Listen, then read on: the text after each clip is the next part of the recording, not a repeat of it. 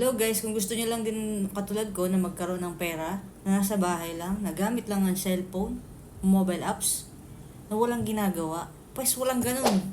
Hindi, talaga walang ganun guys. So dapat ang mga mobile natin, gamitin natin yan.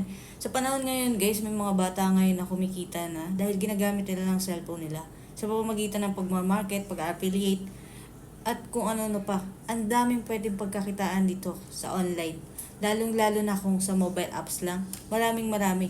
Kung gusto mo mag-trading, kung gusto mo mag-affiliate, kung gusto mo sa blue apps, meron din monetization na binibigay. Si TikTok, meron siyang live incentive program, meron din siyang subscription program, meron din siyang affiliate, and then may creator incentive din siyang binibigay. And may mga bonus pa.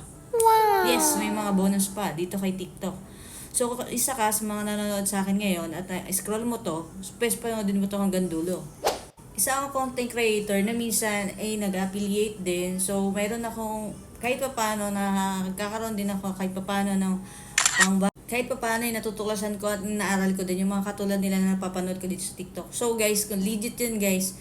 So kung meron naman dito magsasabi sa inyo na kailangan nyo magbigay sa kanila ng pera. So yun ang hindi legit guys. Iwasan nyo yun para maiwasan natin ang scam, okay? Kung interesado ka sa mga sinasabi ko, pwedeng aralin mo yan. Lahat ng tanong mo nandito na kay TikTok guys. Pwede mo i-search dahil meron tayo sa affiliate. May mga mentor tayo dyan. And then pwede mo i-search dito sa may taas.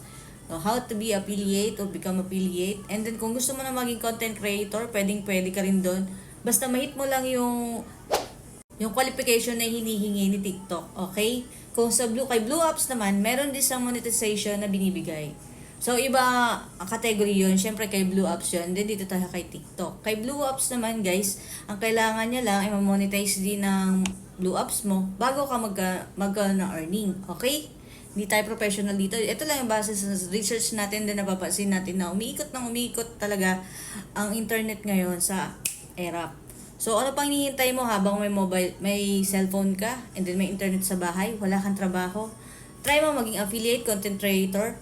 Try mo na. Ano pa hinihintay mo? Gawin na natin yan.